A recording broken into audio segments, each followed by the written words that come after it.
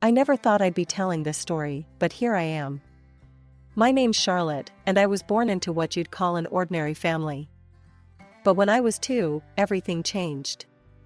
My dad died, leaving my mom a widow with a toddler. Mom didn't stay single for long. She married this guy, a big-shot entrepreneur with his own construction company. From the get-go, it was clear Mom was head over heels for Steve.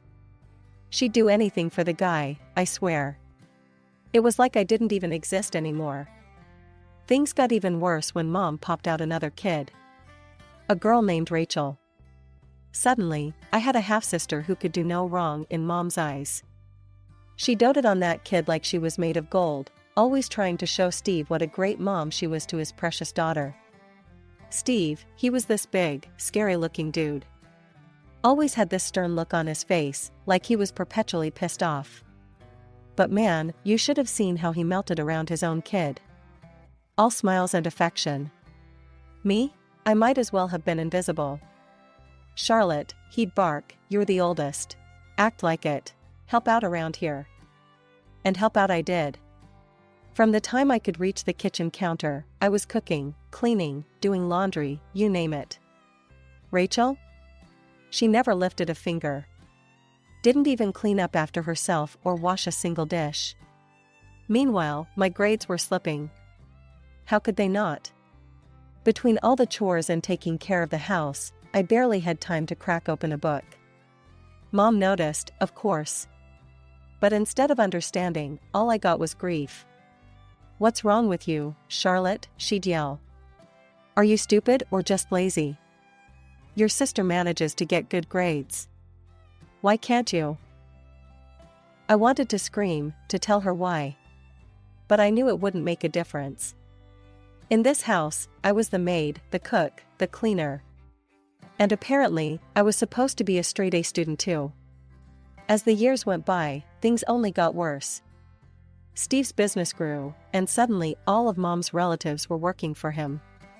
Even Mom got a job at the company. And guess who got stuck with all the housework? Yep, yours truly. By the time I graduated high school, I was exhausted.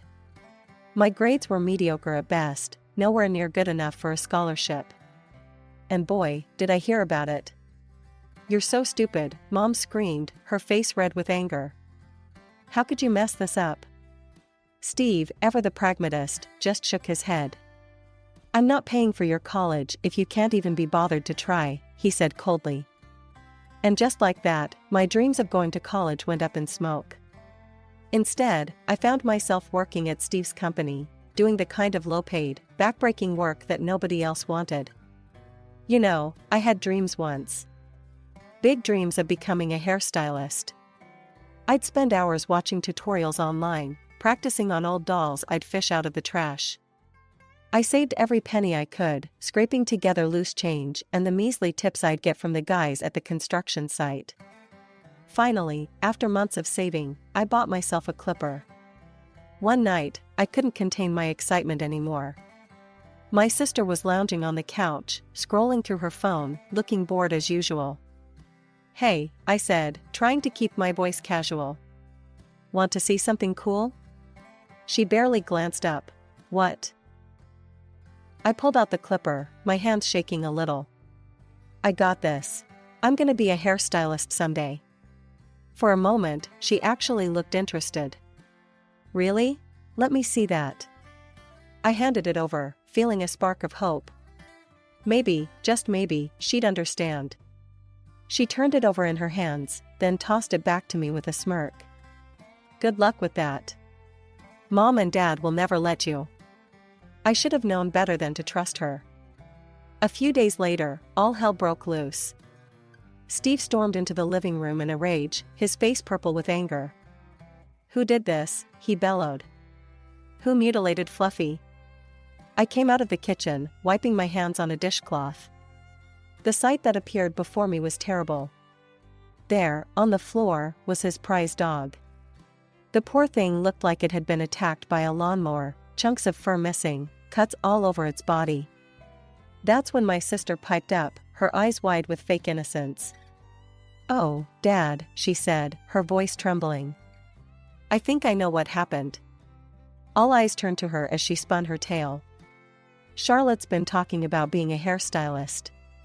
She even bought clippers. I think she might have practiced on Fluffy. I couldn't believe what I was hearing. What? No, I'd never. But Steve wasn't listening. He stormed into my room, tearing it apart until he found the clippers. And there, stuck in the blades, were tufts of dog hair. I felt like I was going to be sick. I didn't do it, I said, my voice barely a whisper. I swear, I didn't touch Fluffy.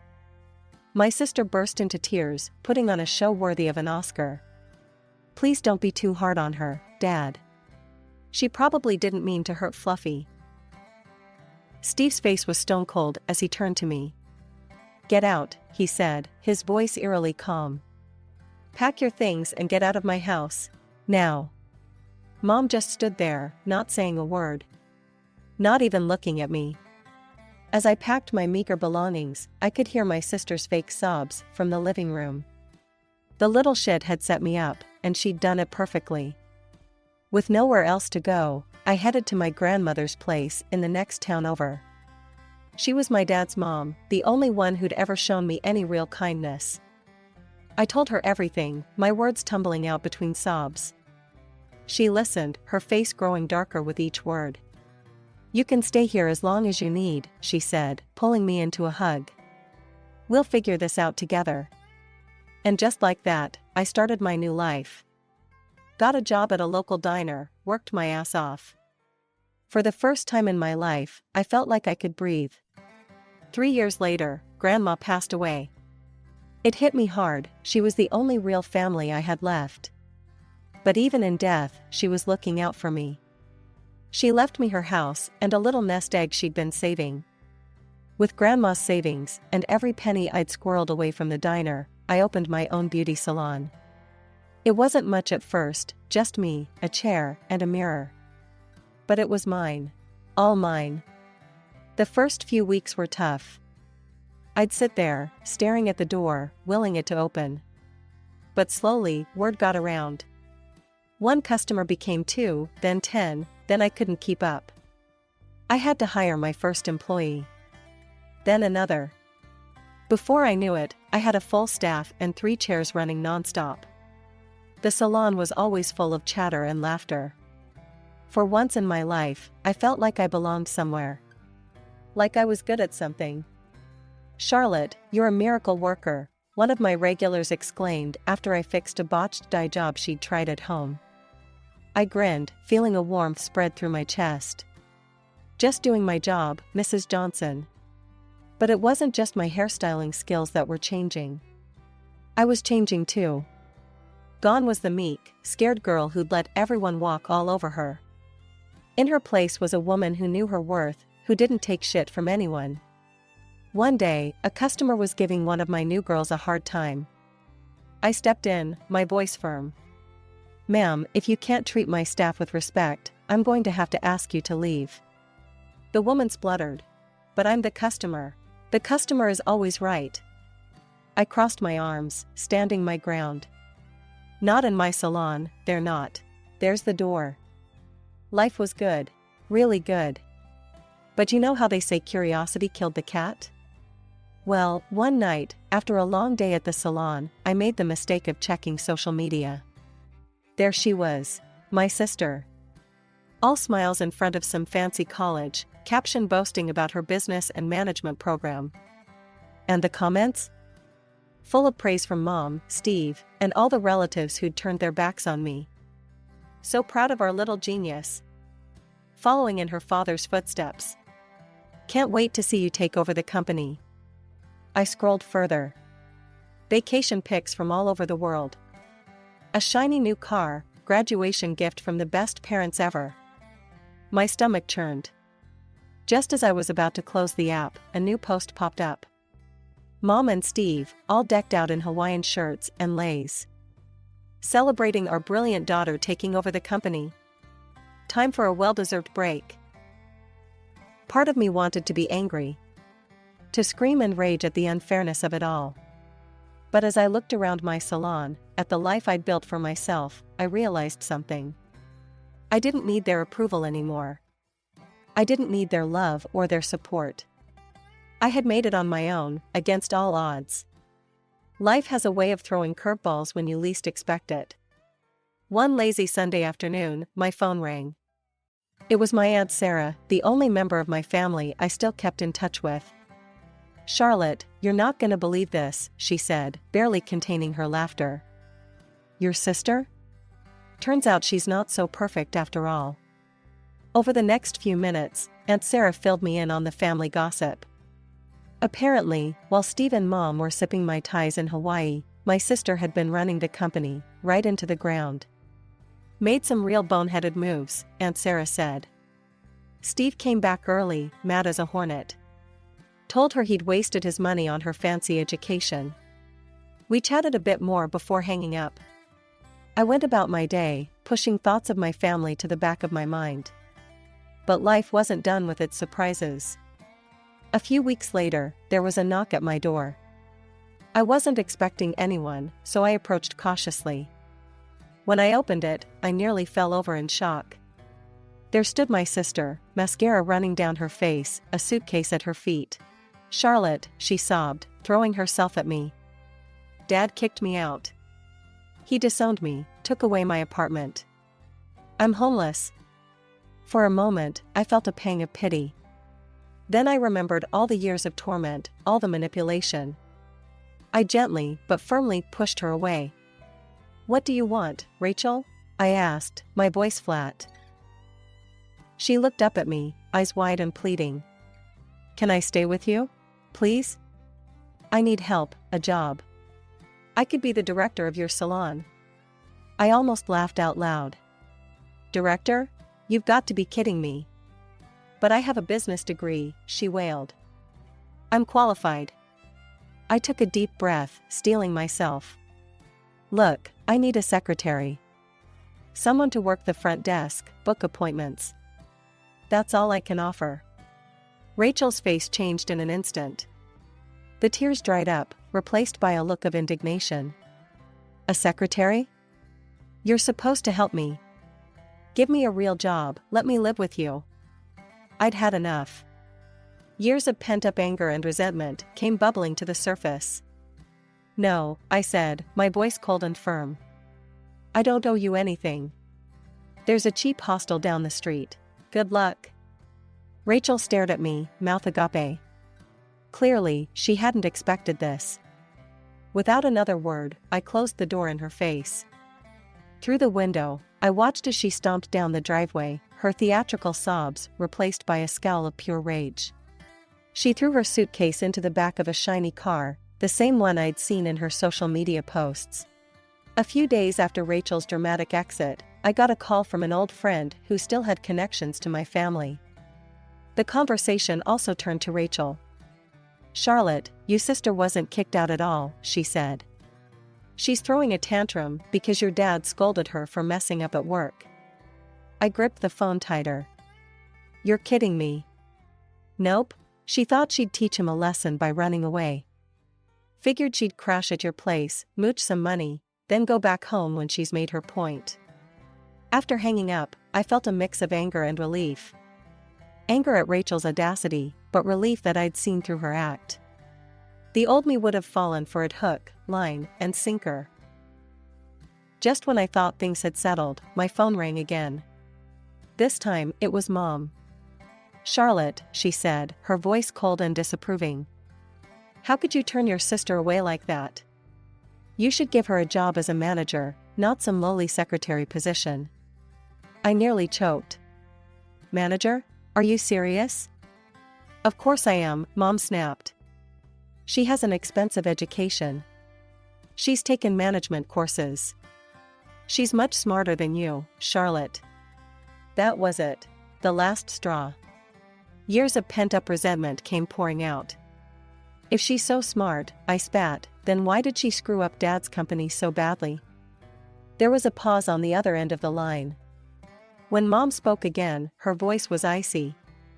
"Your sister just needs to learn. The director position at your salon would be perfect for her to practice.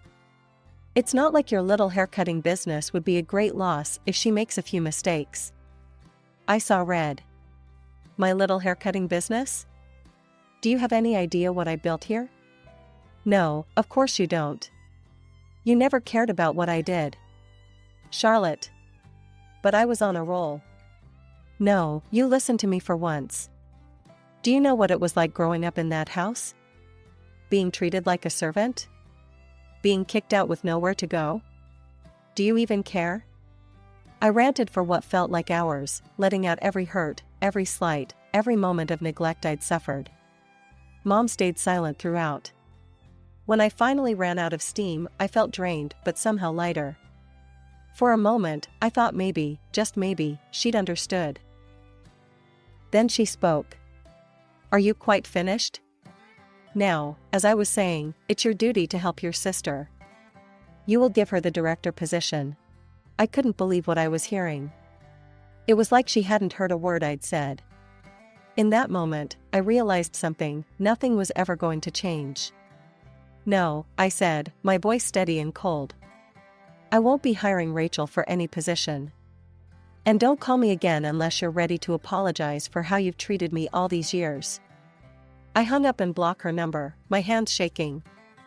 Part of me wanted to cry, to mourn the mother I'd never really had. But another part, a stronger part, felt free. Just when I thought the dust had settled, all hell broke loose. My phone started blowing up with notifications. At first, I ignored them, thinking it was just the usual social media noise. But then I saw a message from Aunt Sarah. Charlotte, honey, you might want to check the family group chat. It's not pretty. With a sense of dread, I opened the app. What I saw made my stomach churn. Uncle Bob had posted, "Can't believe how stuck up Charlotte's gotten. Opens one little salon and thinks she's too good for family." Cousin Emma chimed in, "So selfish. Won't even help her own sister. Disgraceful." I felt like I'd been punched in the gut. Tears stung my eyes as I scrolled through message after message of hate and judgment. The next morning, I woke up with a clarity I hadn't felt in years. I was done being the family punching bag. It was time to fight back. I called up a lawyer friend of mine, Jake, and asked him to meet me for coffee. He listened intently as I showed him the messages, his frown deepening with each swipe. "This is straight-up harassment, Charlotte," he said, shaking his head. "We can definitely work with this." He explained my options, but one stood out: we could draft up a cease and desist letter. Threaten legal action if they don't stop. It might scare them enough to back off. Jake got to work right away. A few days later, I had a stack of official-looking letters in my hand, one for each family member who'd participated in the online assault. With a deep breath, I started sending them out. To each relative, I attached a personal note. "I've seen your posts.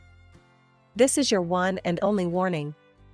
Continue to harass me, and I'll see you in court. Choose wisely." The response was almost immediate. My phone started ringing off the hook. I let it go to voicemail, listening to the messages later with a mix of satisfaction and sadness. Uncle Bob sounded panicked. "Charlotte, sweetie, it was just a joke.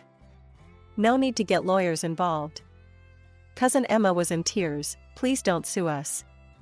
We didn't mean anything by it." One by one, the offensive posts disappeared. The family chat went silent. It was like someone had flipped a switch.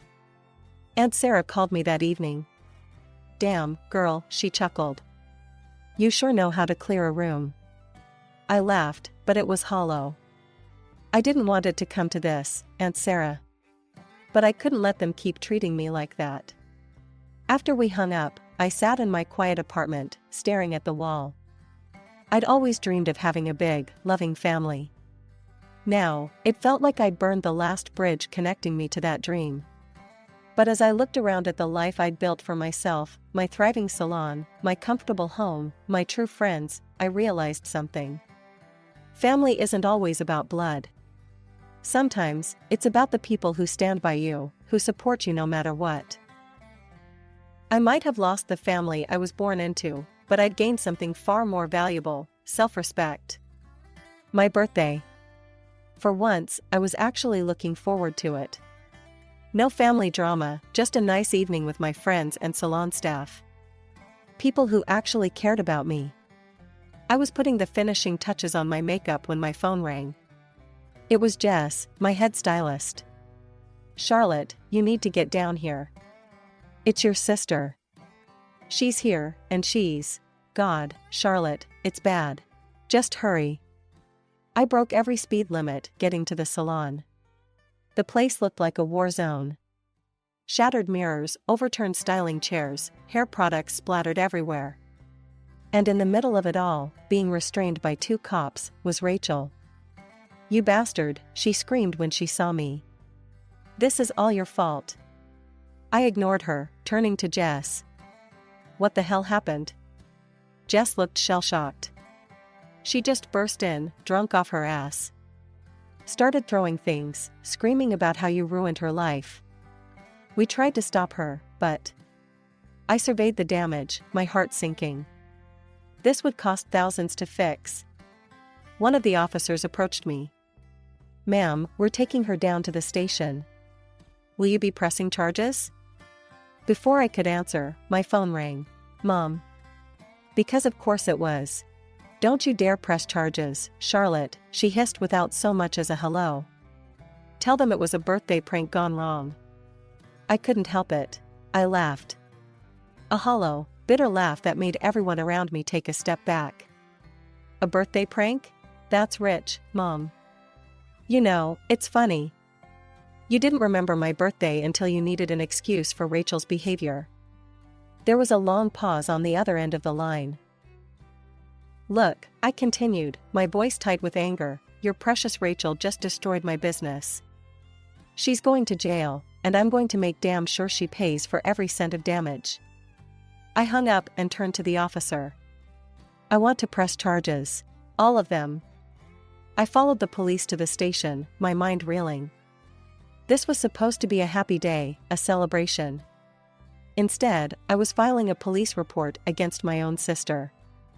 As I sat in the cold, sterile interview room, giving my statement to a bored-looking detective, I couldn't help but think about how we'd gotten here. How had things gone so wrong? When I finally got home, hours later, I found my friends and staff waiting for me. They'd cleaned up the salon as best they could and brought the party to my place.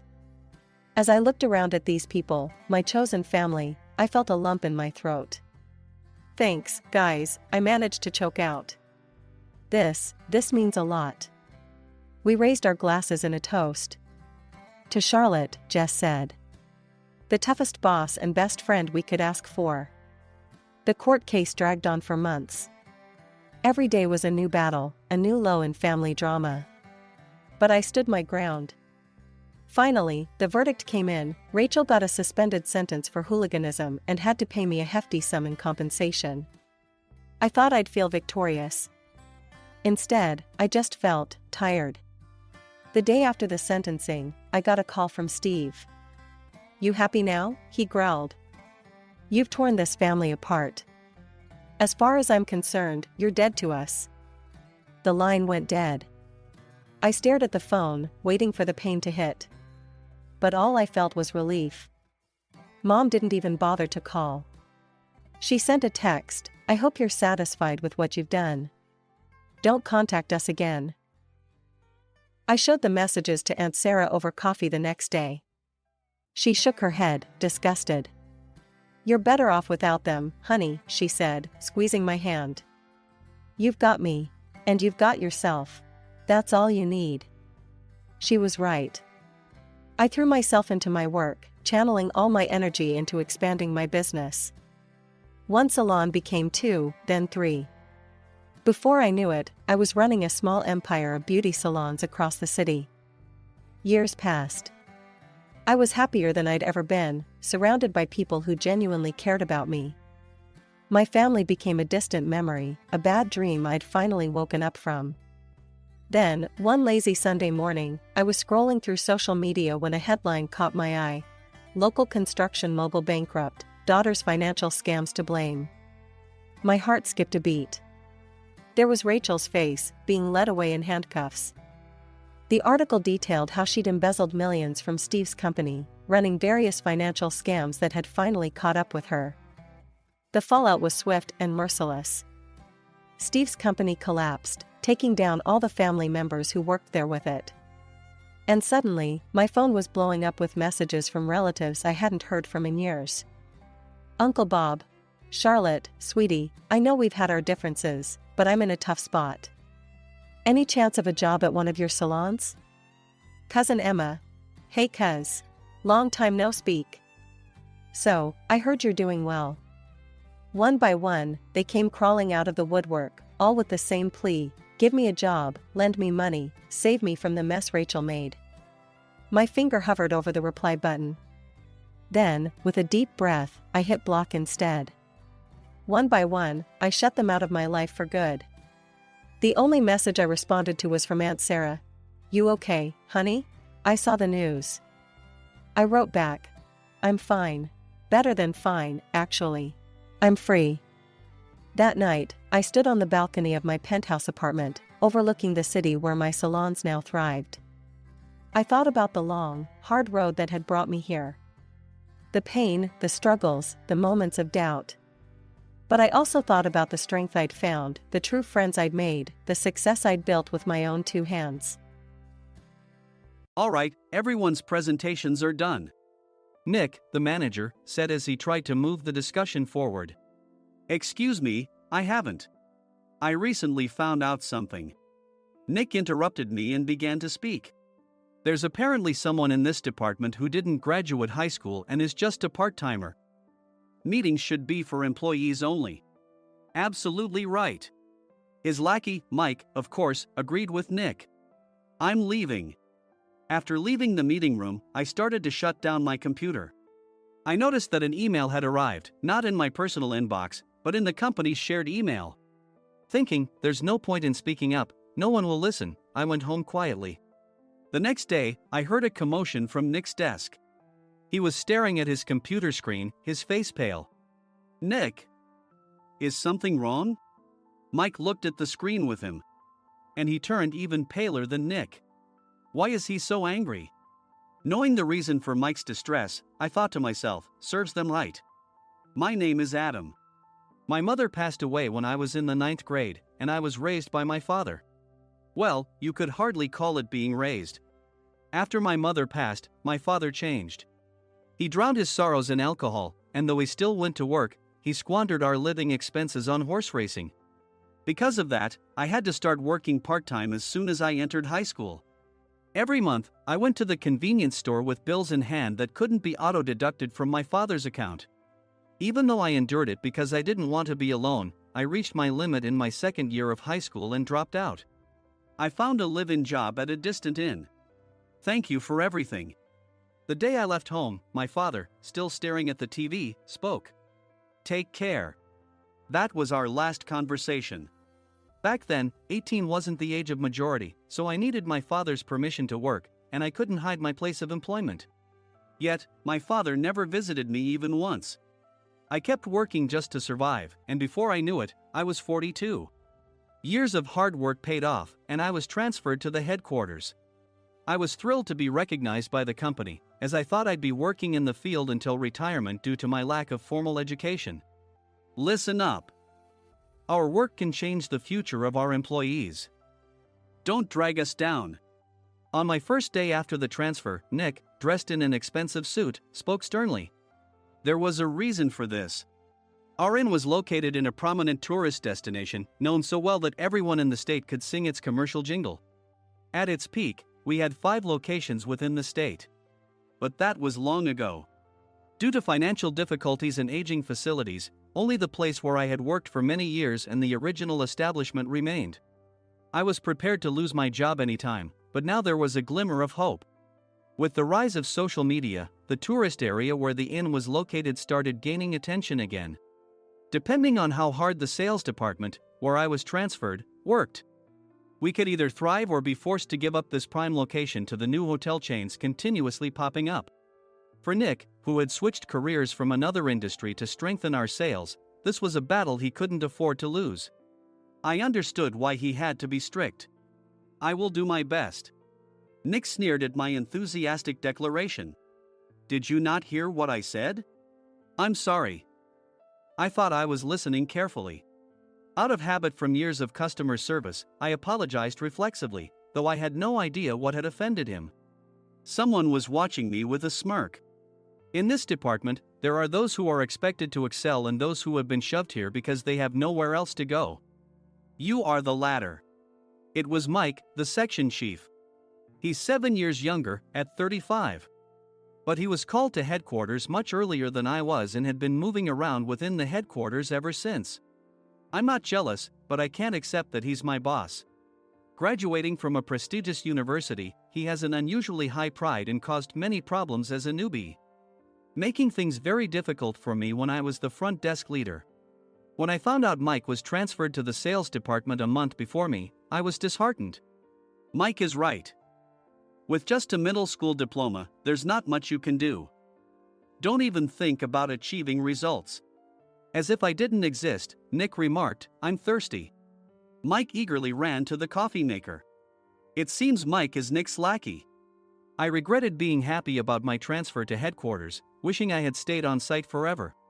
Send a direct mail to every company on this list by the end of the day. Nick only assigned me tasks that even a new graduate could handle. What? There are over 1,000 companies. You want me to send to all of them by today? Yes, if you and your fellow misfits split the work, even those with nowhere else to go should finish by today. I glanced at the employees typing away expressionlessly. They were worn out from customer service, only thinking about leaving on time, or were women reassigned after having children. With zero motivation for work. Even Sam, a new graduate from the same university as Mike, who was supposed to be among the expected achievers, had no enthusiasm for the job. Having joined the company wanting to do customer service. I don't care what they say, I plan to quit any time, he said. Only Nick and Mike were highly motivated, making all the decisions between the two of them. I originally only wanted to work at the inn to survive and had no particular attachment to this job. I swallowed my words, thinking I had no right to reprimand them. About a month after the transfer, Nick told us with a frustrated look. To commemorate the 50th anniversary, we've decided to create a plan exclusive for one group per day. Originally, Mike and I were supposed to come up with it, but our president, Mr. Thompson, insists on hearing everyone's opinions. So, you all get a chance. As Nick explained, Mike began handing out prints. Make sure not to embarrass Nick. If your ideas are half-baked, you'll have to redo them. It seemed that they had printed his handwritten notes by Mr. Thompson, which included several questions and a section for free responses. It made sense why Nick had to seek our input, given that all responses had to be submitted to Mr. Thompson. We were given a week to think about it, and a meeting was scheduled to compile our ideas. My plan is to let guests enjoy both the old and modern America. Nick began the presentations. Guests would watch a master confectioner at a nearby traditional sweet shop make sweets in front of them. The welcome drink would be premium tea in a bottle. Nick's plan was certainly attractive.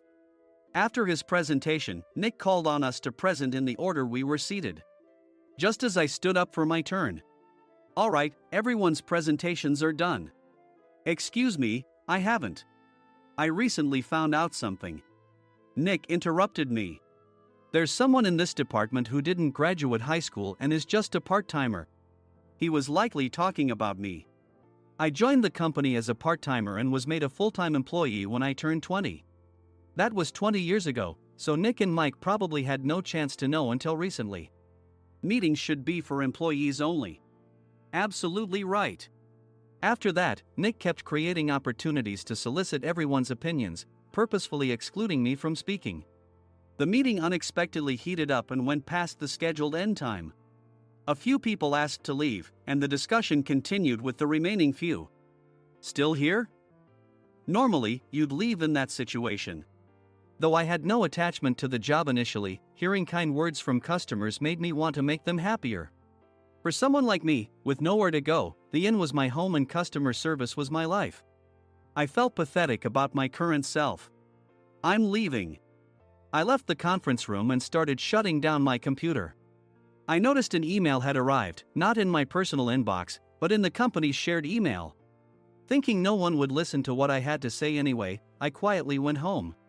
The next day, while preparing the DM as instructed, I heard a commotion from Nick's desk. In his haste to stand up, he hit his knee on the desk. He stared at his computer screen, his face pale. "Nick! What's wrong?" Mike, thinking he should be the first to rush over, approached Nick while still wearing his coat. He peered at the screen with Nick. And he turned even paler than Nick. Why is he so angry? Who is responsible for this company? Nick, more irritated than ever, asked, and Mike answered without checking. Probably Sam. Sam wasn't there because he was attending a morning training session for new hires. Nick gave up on getting angry and returned his gaze to the screen. They were looking at an email that arrived right after the end of the working day yesterday. Apparently, no one, including me, had checked it before leaving. The email was from a large company that used us for their annual employee trips. The president and executives of that company also frequently used our services personally. President of the company, Mr. Mason himself, had declared that neither he nor his company would ever use our services again. Well, some companies cancel their employee trips or stop using our services due to financial struggles. Let's just move on. Mike kept wiping the sweat from his forehead with a handkerchief. Knowing why Mike was so agitated, I quietly watched their interaction. Do you know how much revenue we get from that company? We can find other guests to fill the rooms, but we'll lose the banquet costs, gift shop revenue, rental car fees, and more. Moreover, the gifts were supposed to be prepared by the traditional confectionery shop involved in Nick's proposed plan.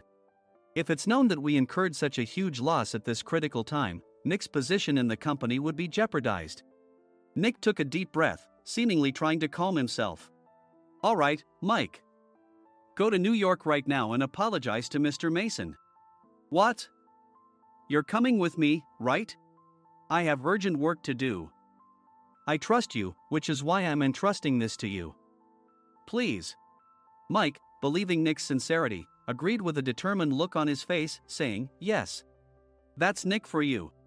Even if Mike went to apologize, Nick would shift all the blame onto him if the client didn't change their mind. Well, it was Mike's fault to begin with, so it served him right. About 3 hours later, Sam answered a call from somewhere and repeatedly apologized, saying, I'm very sorry. Everyone watched to see what was happening. After ending the call, he informed Nick with a weary tone. When Mike arrived at the client's company, he only made things worse, further infuriating Mr. Mason. He was demanding, get his boss here immediately. It was no wonder Sam was exhausted, dealing with such a call right after returning from training. What is that idiot doing? All right, Adam, you're coming with me. If sacrificing Mike didn't work, then I must be next. Normally, I'd want to refuse at all costs, but I saw an opportunity in this situation. If I can be of assistance, I'd be happy to join you. I obediently followed Nick, and we flew to New York. When we introduced ourselves at the reception, it became clear how serious the situation was. As the receptionist personally escorted us to the president's office. Angry voices leaked through the door, making both Nick and me uneasy. Excuse me. I'm Nick, the supervisor. I understand my subordinate has caused you trouble, and I deeply apologize. Nick, with his experience in the corporate world, knew enough to offer an apology before excuses. However, his customer service skills left much to be desired. I sighed as I saw Mike trembling like a small dog in the corner of the room. What kind of training are you giving your subordinates? Mr. Mason glared at Nick with a red face. The intensity of his gaze made even Nick take a step back. Regrettably, I joined this company only 2 years ago and was unaware of Mike's issues. I should have identified his shortcomings sooner. Indeed.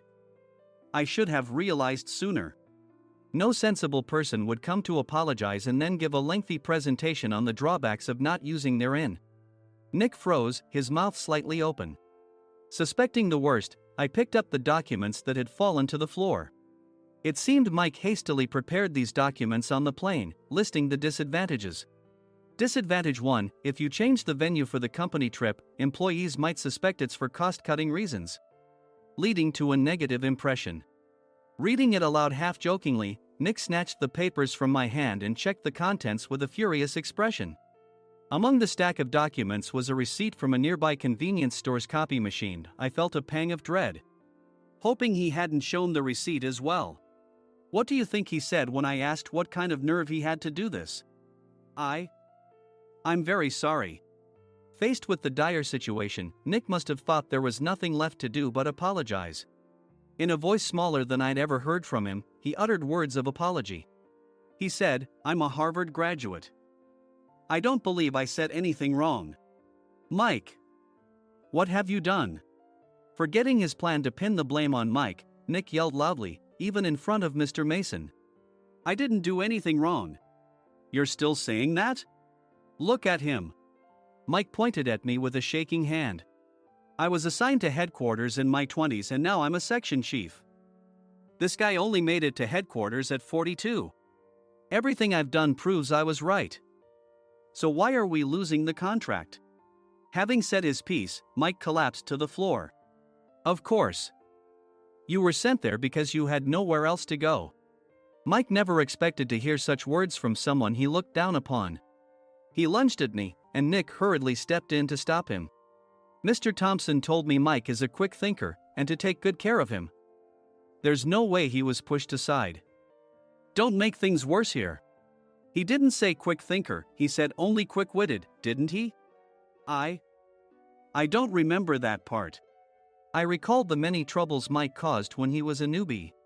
When Mike was on the front line, his pride was so high that he never apologized to customers. Customer service, especially in our job, doesn't work alone. It brings both good and bad situations. If the front staff or housekeepers made mistakes, or the cleaning company didn't properly clean a room, one had to apologize to the customers regardless of personal fault. Mike, in such situations, would never apologize, insisting he wasn't at fault. This often angered customers, and as the front desk leader, I frequently had to apologize on his behalf.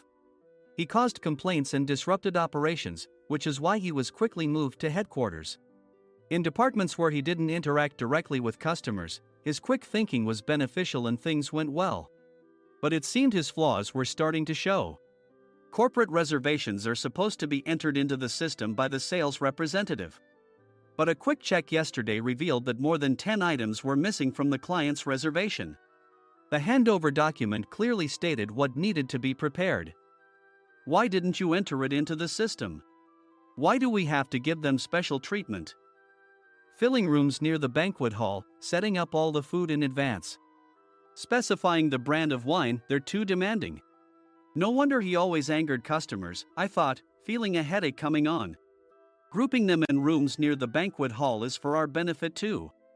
It makes it easier for the staff to set up beds and serve breakfast since everyone's schedule is synchronized. As for the other requests, Mr. Mason suggested them to lighten our load. I didn't know that. Nick finally seemed to realize that Mike was the one who had angered the client. What did you say to them? I just told them we wouldn't give them special treatment anymore. We shouldn't waste effort on things that don't bring in money.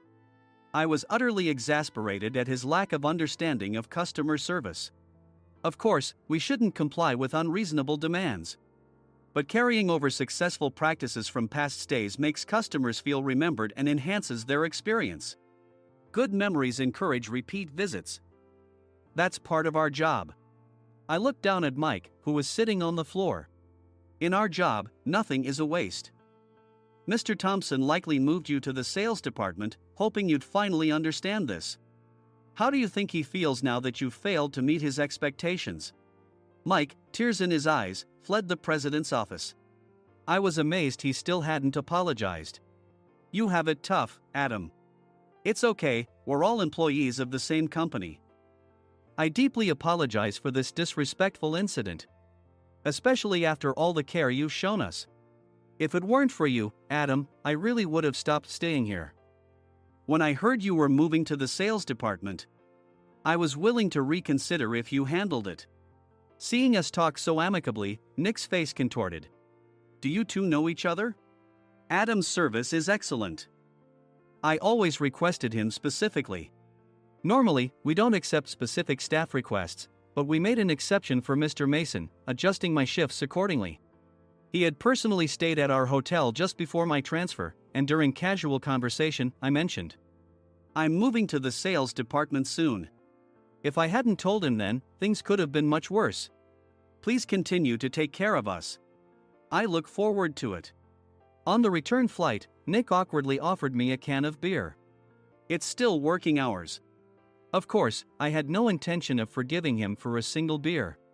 Nick might try to pin everything on Mike and avoid any consequences. While pondering this, a startling fact came to light.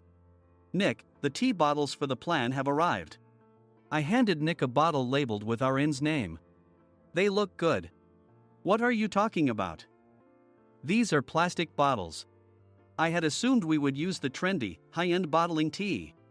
But what arrived were ordinary plastic bottles of tea with customized labels. The only unique aspect was the label, which had the inn's name, making it look customized. Upon further investigation, I discovered that a substantial amount of money was set to be paid to the tea company. It was priced like bottling tea. "Does this plastic bottle really cost $100 each? The tea inside is specially blended for us." "The extra cost is for that. Wouldn't it be better to use another tea company? Or is there a specific reason we must use this one?" As Nick continued to make excuses, I showed him a printed email. I informed the tea company's president, Mr. Mitchell, that we discovered irregular payments and he confessed. He said you two were high school classmates and planned to split the extra money. That idiot. Why did he confess? That's not important.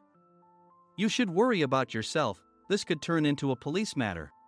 Opening the bottle cap, I suggested. How about calming down with this tea? It supposedly has a relaxing effect. Nick drank the tea frantically. In the following days, decisions were made about their fates. Mike was reassigned to the General Affairs Department, with no chance of transfer or promotion, as per Mr. Thompson's orders. As for Nick, since the payment to the tea company hadn't yet been made, he narrowly avoided legal trouble. Instead, he was encouraged to leave the company, and to avoid further complications, Nick submitted his resignation. Rumor has it that connections between HR departments have made it difficult for him to find new employment. Even though it was good to have those two gone, something unexpected happened in the sales department. Everyone became motivated and united in refining the 50th anniversary plan. In the end, my plan was adopted. We collaborated with the Tourist Information Center to provide personalized guides.